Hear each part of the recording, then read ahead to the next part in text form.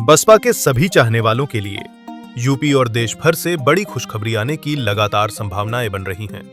राजनीतिक गलियारों में चर्चा है कि भाजपा के वरिष्ठ नेता फैजाबाद से 3 बार के लोकसभा सांसद, राज्यसभा सांसद और यूपी के पूर्व भाजपा प्रदेश अध्यक्ष विनय कटियार बसपा में शामिल हो सकते हैं। इससे बसपा बहन मायावती को यूपी और साथ लगते राज्यों में बड़ा फायदा होगा। बीजेपी को लगेगा झटका और साथ ही सपा की मुसीबत भी बढ़ेगी। विनय कटियार की भाजपा से लगातार दूरी बनी हुई है। कहीं न कहीं उन्हें बीजेपी आलाकमान के द्वारा नजरअंदाज किया जा रहा है। विनय कटियार कुर्मी समाज से आते हैं और पिछले 2 चुनावों से कुर्मी समाज बीजेपी से नाराज चल रहा है। उनका झुकाव सपा अखिलेश यादव की ओर बढ़ा है।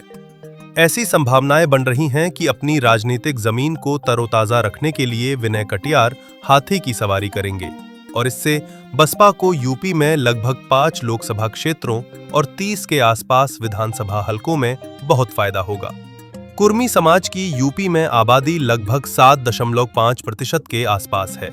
यदि विनय कटियार बसपा में शामिल होते हैं तो इसमें से बड़ा वोट बैंक सपा को छोड़कर बसपा का रुख करेगा।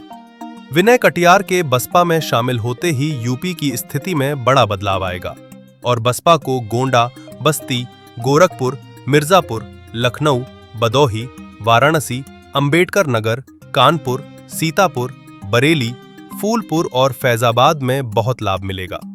इन तमाम इलाकों में कुर्मी समाज का बड़ा दखल है और विनय कटियार यहां पर अच्छे खासे लोकप्रिय हैं।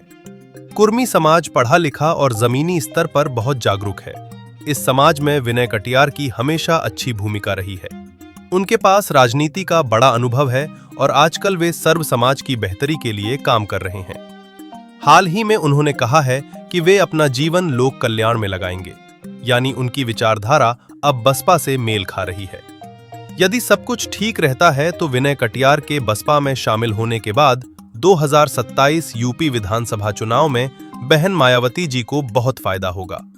हमारा मानना है कि बहन जी के सोशल इंजीनियरिंग का फार्मूला, आकाश आनंद की युवाओं में बढ़ती लोकप्रियता, वरिष्ठ नेताओं कार्यकर्ता संगठन की शक्ति और विनय कटियार के शामिल होने से यूपी में निश्चित तौर पर बसपा की ही सरकार बनने वाली है।